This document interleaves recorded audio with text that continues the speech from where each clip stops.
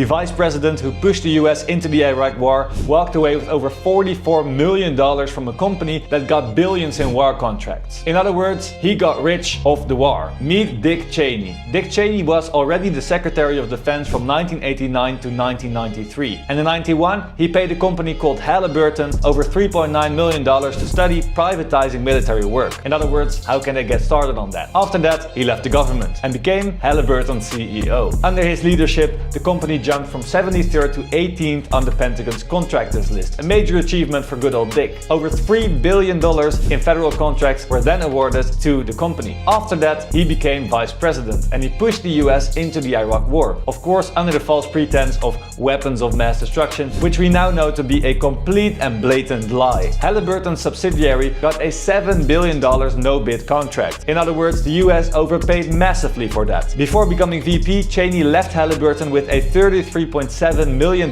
severance package, which went straight into his pockets. And that's not the only thing. He kept stock options worth over $10 million while in office. And those stocks, they rose 600% during the course of the Iraq War. 600%. This is how your politicians are ripping you off. They're not working for you, they're working for someone else. Democracy is a complete scam, and to understand exactly how it works, you have to follow the money. I do that for you, so you can also just follow me down below, which I highly recommend, by the way. My name is Mees Wijnands, nice to meet you.